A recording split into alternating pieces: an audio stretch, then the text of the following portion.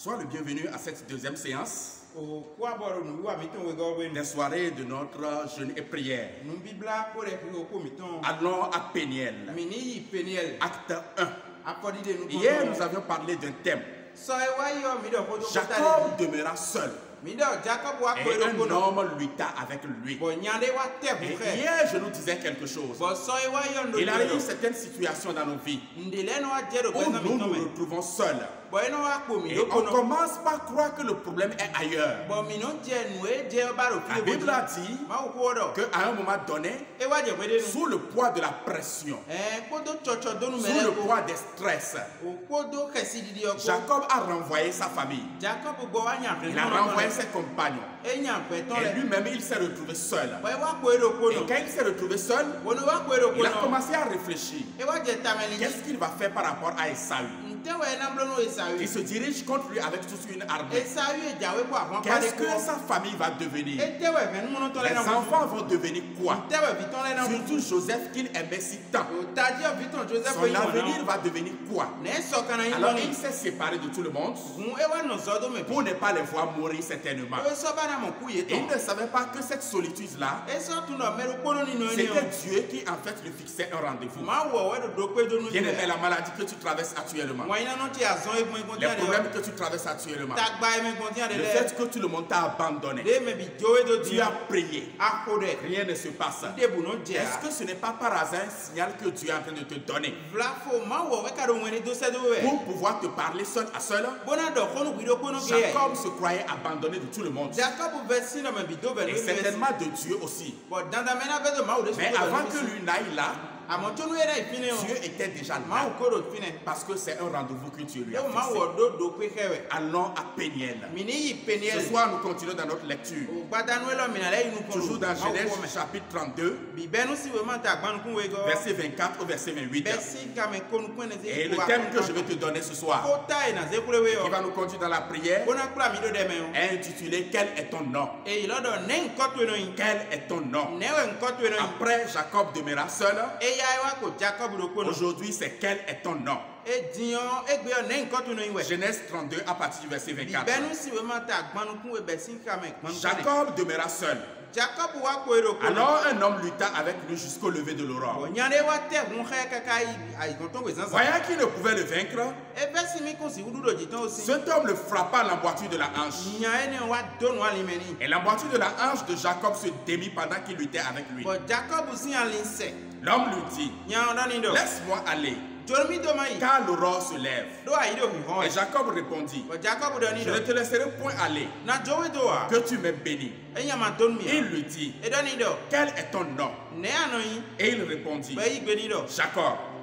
Il dit encore, ton nom ne sera plus Jacob, mais tu seras appelé Israël, car tu as lutté avec Dieu et avec des hommes, et tu as été vainqueur. Quel est ton nom? Le nom d'habitude se rapporte à l'identité d'une personne. Dès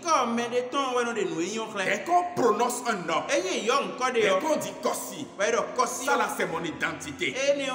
Et dans beaucoup de cultures, quand vous voyez le nom d'une personne, cela symbolise toujours quelque chose. Surtout nos patronymes ou bien les noms de famille. Ce sont c'est le symbole de quelque chose. De la nature de celui qui a porté le nom. Des actes que la personne a posés. De l'origine de la personne. Ou bien du jour où la personne est née. Prenez l'exemple des rois de nos royaumes ici au Bénin. Ils ont toujours un nom qu'on leur a donné. Mais dès qu'ils prennent le trône royal, ils prennent un autre nom. Parce que peut-être ils ont eu à poser un acte. Ou bien c'est peut-être ce qu'on veut d'eux. Parce que le nom que quelqu'un porte peut aussi être le vœu. Ou bien l'avenir que le parent veut pour cette personne-là. Ça peut être les conditions dans lesquelles cette personne est née. Et notons aussi ceci, que le nom que vous portez ou bien qu'on vous a donné là peut être ce qui vous dispose quelquefois au malheur ou bien au bonheur. Je suis toujours fier d'un nom que mes parents m'ont donné. Et ce nom signifie Dieu a exaucé ma prière. C'est pourquoi toutes les prières que je fais, Dieu les exauce toujours. Et je veux que tu te rassures de quelque chose. Le temps que nous allons passer dans le jeûne et la prière, toutes les prières que je ferai avec toi, le Seigneur va les exaucer aussi. Parce que tel est mon nom. Une femme a mis un enfant au monde. Et elle l'a appelé Jabet.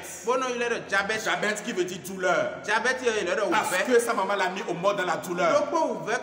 C'est ce que la Bible a dit de Jabet. Quand vous prenez Joseph par exemple, ce nom signifie Dieu ajoutera. Ou bien il ajoutera. Parce que Rachel a cherché pendant des années un garçon. Et il ne l'a jamais eu. Le jour où Dieu a fini par la bénir, et qu'elle a mis au monde Joseph, elle a fait une prière par le nom de Joseph. Dieu ajoutera encore. Ça veut dire Dieu me donnera encore un enfant.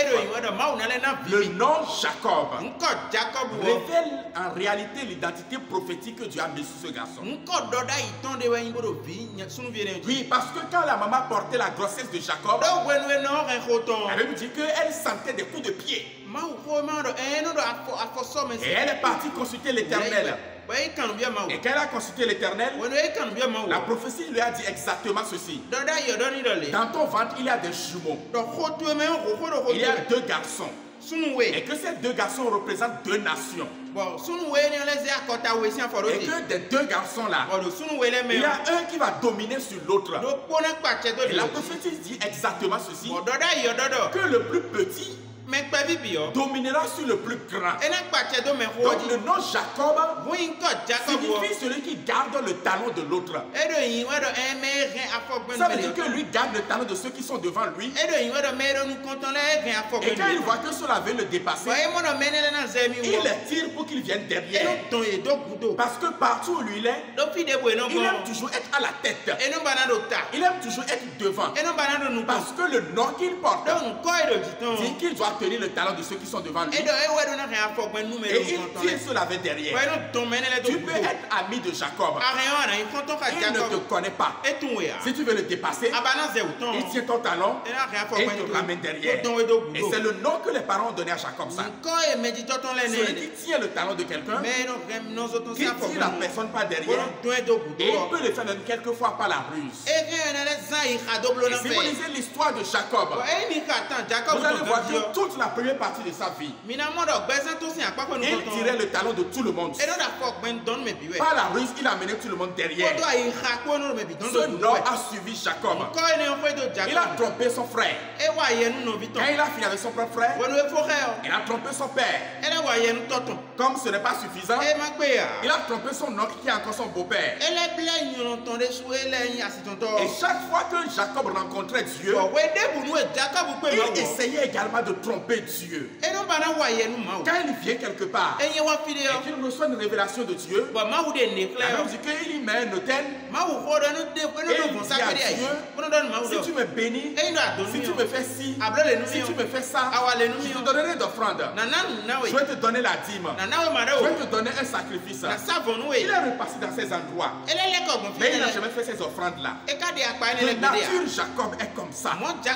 C'est le nom qu'on lui a donné ça. Bien-aimé, quel est ton nom? Le nom que les parents donnaient à Jacob l'ont prédisposé à certains actes. Toi, quel est ton nom? Quel est ton nom, bien-aimé? C'est ça qu'on veut prier ce soir. Certains parmi nous qui m'écoutent ce soir, les noms qu'ils portent sont des noms qui sont bien à propos de ce qu'ils sont. On les a appelés comme ceci. Alors cela, c'est exactement ce qu'ils font ça. On voit cela dans les actes. Pour d'autres personnes encore, ils portent un nom, mais ils en font le contraire. La dernière fois, je lisais sur le net des gens qui ont fait une blague. Et la personne écrivait ceci. Il dit, si vous mettez vos enfants au monde, ne les appelez pas Moïse. Ne les appelez pas Joseph. Ne les appelez pas Abraham. Parce que hier, un Abraham est venu me cambrioler. Alors que Abraham ne va pas cambrioler. Celui qui s'appelle Abraham ne doit pas cambrioler. Parce qu'il porte un beau nom. Donc il y a des gens qui ont des noms. Et le nom qu'ils portent, ils agissent selon ce nom-là. D'autres n'agissent pas selon ce nom. D'autres personnes ont des noms qu'eux-mêmes ne connaissent pas. Parce que dans le monde spirituel, on leur a collé ce nom-là. Et bien qu'il n'ait pas ce nom physiquement, ils agissent alors selon un tel nom. Vous les voyez faire certaines choses. Vous demandez et le nom qu'il porte. Pourquoi il agit selon le contraire de ce qu'il porte comme nom? C'est parce que spirituellement, il y a un nom qui est donné à son âme. Et on est en train de téléguider l'âme par rapport à ce nom. Et il agit selon ce nom-là ici. D'autres ont certains noms parmi nous. Et le nom qu'ils portent, c'est selon la calomnie qui est collée à eux. On a mal parlé de toi. Et cela a mis un nom sur ta vie. Dans le boulot où tu es aujourd'hui, personne ne te fait confiance. Parce que quelqu'un a menti sur ton compte. Que tu es un voleur. Que tu es un corrompu. Que tu as détourné des choses. Et c'est le nom là que tu portes jusqu'à présent. Et bien aimé, ce que je veux t'annoncer de la part de Dieu, c'est que tout à l'heure, qu'on va commencer par prier. De près comme de loin. L'onction de Dieu va se manifester. Au point le nom qui est sur toi, qui devrait être normal, le nom que Dieu t'a donné. Avant que tu ne naisses, ce nom va se révéler ce soir. Ce nom va se manifester ce soir. Et à partir de ce jour, quand nous allons finir d'aller à Péniel, quand tu sortiras de Péniel, un soleil va se lever sur toi. Et le nom que Dieu a voulu te donner, c'est ce nom-là qui va se manifester dans ta vie. Quand l'ange est venu vers Jacob, il a dit, quel est ton nom? Hier, souvenez-vous que pendant longtemps, Dieu voulait bénir Jacob. Jacob disait à Dieu, je suis orgueilleux. Donne-moi ta grâce en plus de l'orgueil. Dieu a dit non, je ne te donne pas ça. Il dit, je suis un homme rusé. Donne-moi tes bénédictions en plus de ma ruse. Dieu a dit non, je ne veux pas te donner. Mais comme c'est un rendez-vous que j'ai fixé avec toi, je vais lutter avec toi jusqu'à ce que tu sois changé. Parce que Jacob a dit, bénis-moi. Sinon tu ne partiras pas. Et là je dis non. Tu as des choses en toi qu'il faut que je puisse enlever d'abord. Et là je lui ai dit à un moment donné, garçon, dis-moi maintenant, quel est ton nom? Quand tu as demandé ça à Jacob, ce n'est pas qu'il voulait lui faire une carte d'identité. Il ne voulait pas lui faire un passeport pour qu'il voyage pour aller trouver son frère ailleurs. En lui demandant son nom, Dieu voulait retirer quelque chose de Jacob. Il voulait lui prendre quelque chose. Parce que tant que cela est dans la vie de Jacob, Dieu ne peut pas envoyer ses grâces. Quand Dieu a dit à Jacob, quel est ton nom? Il voulait briser le vassal que Jacob était pour pouvoir en faire désormais un autre. Et il veut changer le niveau de Jacob. Parce que Dieu est conscient qu'il ne peut pas mettre le vin nouveau dans la vieille outre.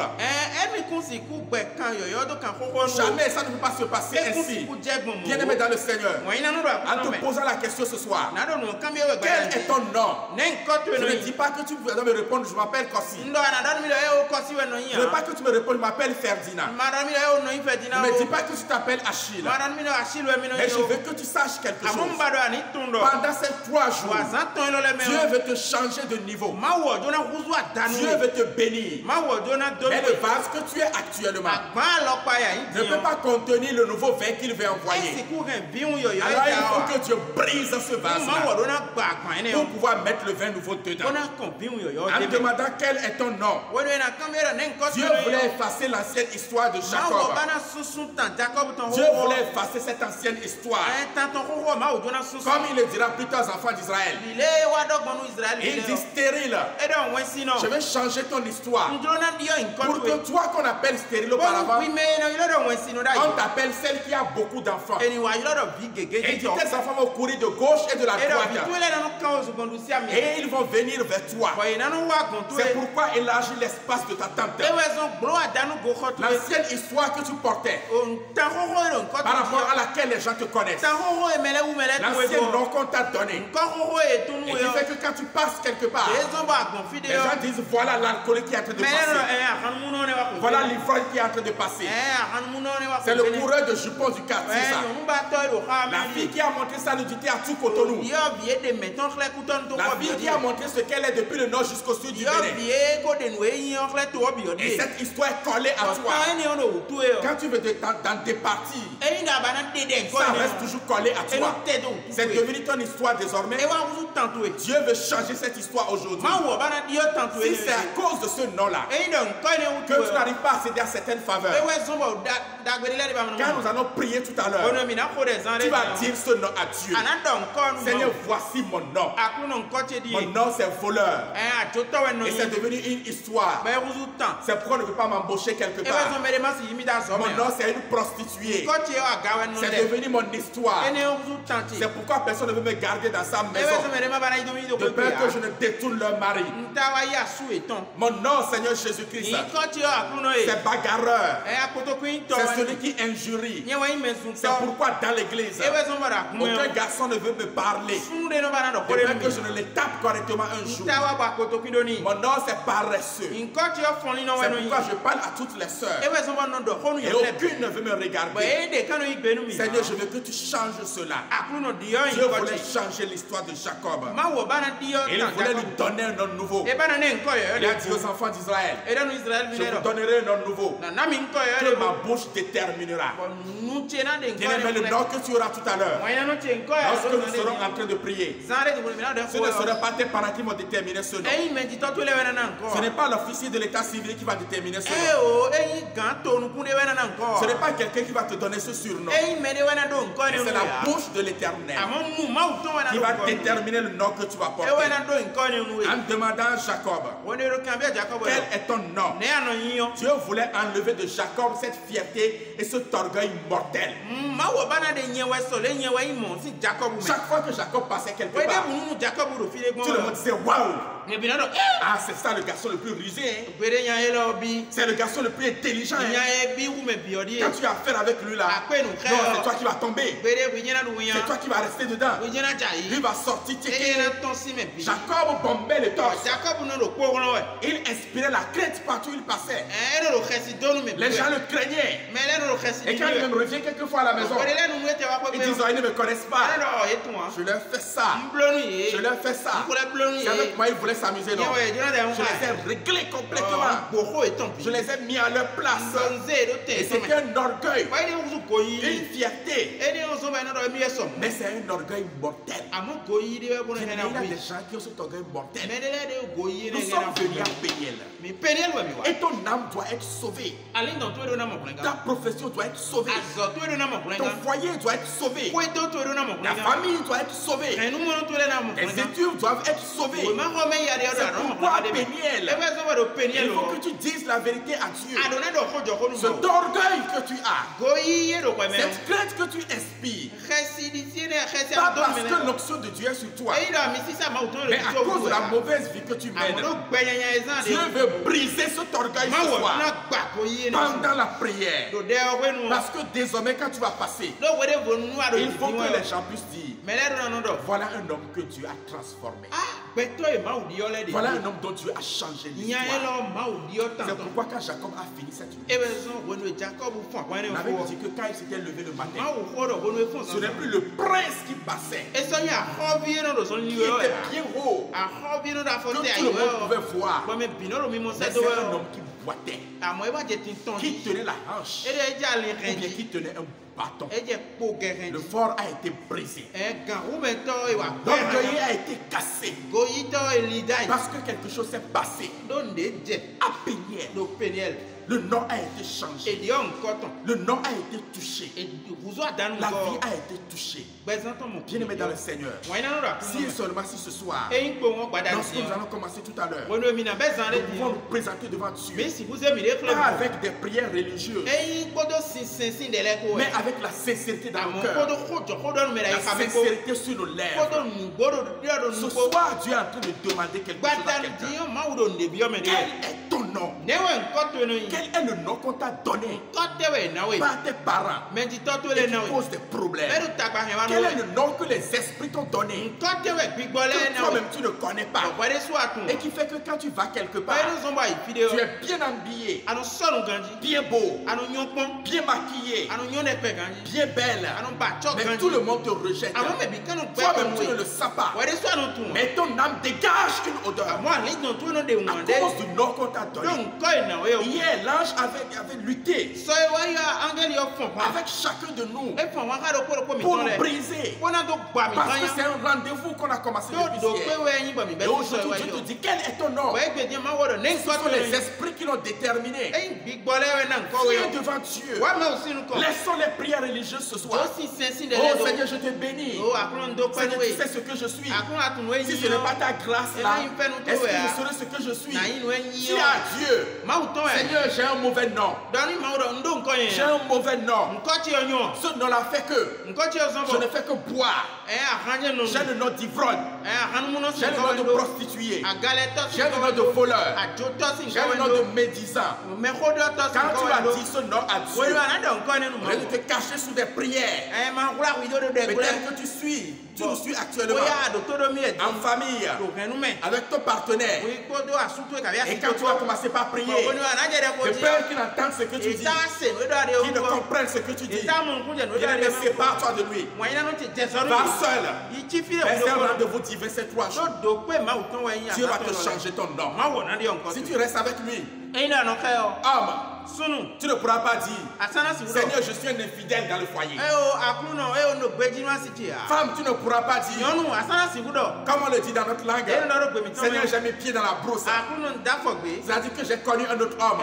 Tu ne pourras pas dire, je suis un voleur. Tu ne pourras pas dire, je suis un bagarreur. Tu ne pourras pas dire, j'ai créé tel et tel problème. Tu vas faire des prières religieuses. Et ça va demeurer comme tel. Sépare-toi. Va au rendez-vous divin. Retrouve-toi seul à seul. Au-delà de ce fleuve avec Dieu. Et tu vas dire à Dieu, voici mon nom. Si et seulement si nous pouvons venir vers Dieu ce soir sans le vernis de ce que j'appelle la fausse spiritualité. Ce qu'on dit là, ça ne me regarde pas. Comme ce que j'ai appris un jour quelque part. Où un pasteur a fini de prêcher. Et il vient commencer à prêcher de ce pasteur-là. Il dit, pasteur, félicitations. Je suis d'accord avec vos prédications. La seule chose qui me fait mal, l'épouse de mon fils n'est pas là. Ma belle-fille n'est pas là. Tout ce que tu as dit là, c'est exactement ce que la fille là est. Mais aujourd'hui, elle n'est pas venue pour écouter ça. Si elle avait écouté, ça allait changer sa vie. Le pasteur a dit, et toi, qu'est-ce qui s'est passé dans ta vie? Qui est dans le Seigneur? Tu as un nom. Tu peux ne pas le savoir. Mais ceux qui sont en train de gâter des choses sur toi. Quand on est en train de parler, tu es en train de réfléchir. Aussi telle personne pouvait écouter le message là. Tel que la fille l'amène sa vie. Le niveau où la fille là est actuellement là. Si elle peut écouter ça là maintenant là, ça va changer sa vie. C'est à toi que je parle, madame. Madame, je m'adresse à toi. Monsieur, c'est à toi que je parle. Mademoiselle, je ne parle qu'à toi seul. Pas à l'autre. Quel est ton nom? Réponds à Dieu. Quel est le nom qui est sur toi? Donnez pas à toi-même. Donnez pas ton mauvais comportement. Donnez pas un parent. Donnez pas un esprit. Quel est ton nom? Au lieu de rester là et dire, est-ce qu'il y a encore de telles choses dans l'église? Il y a encore des choses comme ça parmi les chrétiens. Le pasteur a bien dit ça aujourd'hui. Le pasteur a bien dit ça. Il les a lavés aujourd'hui. C'est toi que je suis en train de laver. Je te lave-toi avec de l'hysope. Oui, c'est toi que je lave. Je te lave avec du nitre pour que tu sois propre. Quel est ton nom? Nous sommes venus à Péniel. Nous n'avons pas besoin de cacher encore notre nudité à Dieu. Bien aimé, si tu arrives à dire ton nom à Dieu, tout ce qui sera réglé. Demain, le thème sur lequel nous allons parler, je peux te l'annoncer d'avance. C'est il le bénit là. Mais Jacob a d'abord dit son nom. Quel est ton nom? Si nous pouvons venir devant Dieu avec le mauvais caractère que nous sommes en train de traîner et pour lequel nous trouvons des justifications, on dit cesse de parler. C'est parce qu'ils ont fait ci. Ne fais pas telle chose. Telle personne aussi le fait, non? Tel aussi le fait dans l'église, non? Pourquoi c'est pour moi qu'on est en train de dire? Vous avez laissé pour les autres pour vous occuper de moi. Savez-vous ce que vos pasteurs la font? Quel est ton nom? Le pasteur dira son nom. L'autre qui le fait aussi dira son nom. Laisse ce caractère-là. Tu trouves des justifications aujourd'hui. L'ange va partir parce que le jour est en train de se lever. Et quand il va partir, tu vas demeurer comme tel. Ne permets jamais de traverser Péniel. N'accepte jamais de venir à Péniel. Et demeurer tel que tu es. Quel est ton nom? Si tu peux dire ton nom et cesser de justifier ton mauvais caractère, tes mauvaises habitudes, tu vas sortir grand. Très grand d'ailleurs. C'est seulement si ce soir nous pouvons cesser d'accuser les démons et les esprits impurs pour ce qui se passe dans nos vies et dont nous-mêmes nous en sommes la cause. Il y a une maladie qui a attaqué les chrétiens aujourd'hui.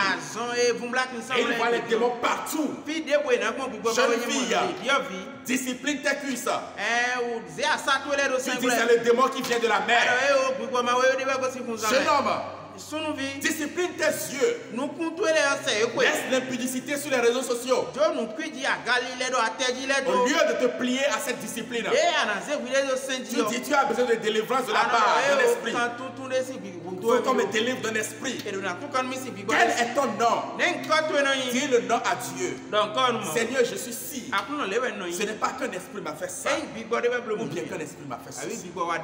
Dieu ne peut rien faire dans ta vie tant que tu ne vas pas être sincère dans sa vie pour lui dire son nom. J'ai apprécié Jacob.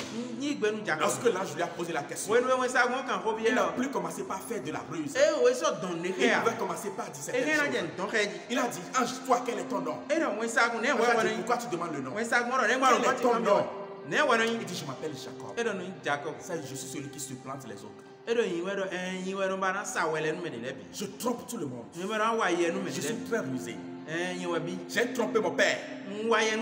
J'ai trompé mon frère. J'ai trompé mon beau-père. Et si Dieu lui-même s'était hasardé à venir sur la terre et que je l'ai vu face à face, je vais aussi le tromper. Et l'ange l'a regardé. Et le travail a commencé dans sa vie. Si tu peux dire ton nom, le travail commencera. Regardez le nom que l'ange a donné à Jacob. Quand j'ai entendu le nom, j'ai remarqué que ce n'est pas un nom nouveau. Mais c'est le nom que Jacob avait déjà de par Dieu. Dans Genèse 32, verset 28, la Bible dit, quand l'ange le bénissait, il dit, tu seras appelé Israël, car tu as lutté avec Dieu et les hommes. Et tu étais vainqueur. Quand sa mère était allée consulter Dieu, lorsqu'il était dans le ventre, Dieu a dit quoi? La Bible dit que les enfants se heurtaient dans son sein. Et elle dit, s'il en est ainsi, pourquoi suis-je enceinte? Elle alla consulter l'Éternel. Et l'Éternel lui dit, deux nations sont dans ton ventre, et deux peuples se sépareront au sortir de tes entrailles. Un de ces peuples sera plus fort que l'autre, et le plus grand sera assujetti au plus petit. Ce que Dieu a dit de Jacob avant sa naissance, et ce que l'ange lui donne comme nom, où est la différence? Aucune différence. Le nom là était déjà là. Mais le nom que Jacob portait, de par sa vie, de par son caractère, on couvert le nom qui était là. Mais quand il a avoué ce nom à Dieu, la révélation a eu lieu. Quel est ton nom? La réponse que tu donneras va déterminer la révélation de la destinée prophétique que Dieu a mise sur toi. Quel est ton nom? J'aime beaucoup cet homme dans le livre de Zacharie. Le sacrificateur Josué. Quand il s'est présenté devant Dieu, dans Zacharie chapitre 3, et le diable aussi était là. Et il cherchait à l'accuser. Mais Dieu a reprimé le diable. Écoute ce qui s'est passé. Josué était habillé dans un habit sale. Ça veut dire que ce que l'ange disait, cela était vrai. Mais quand cela s'est passé, Josué n'a pas discuté avec Dieu. Josué n'a pas cherché à se justifier. Mais il était calme. Il avait dit que l'ange prend la parole. Dit à ceux qui étaient devant lui, ôtez-lui les vêtements sales. Puis il dit à Josué, vois, je t'enlève ton iniquité et je te revêt d'habits de fête. Je dis, comme mettre sur sa tête un turban pur. Et il met un turban pur sur sa tête. Et il lui met des vêtements. Josué savait qu'il était unique. Et il a dit à Dieu, je suis sale. Et Dieu a dit, puisque toi-même tu l'as dit, la Bible dit, quand les montagnes s'éloigneraient, quand les collines chanceleraient, mon amour ne s'éloignerait point de toi, et mon alliance de paix ne chancellerait point. Dis l'Éternel qui a compassion de toi. Malheureuse battue par la tempête, que nul ne console. Voici, je garnerai tes pierres d'antimoine. Et je te donnerai des fondements de saphir. La malheureuse s'est avouée comme malheureuse devant Dieu. Et Dieu aussi l'a élevée. Quel est ton nom? Quel est ton nom? Quel est ton nom? Est-ce que tu peux répondre au rendez-vous divin? Et nous allons commencer par dire notre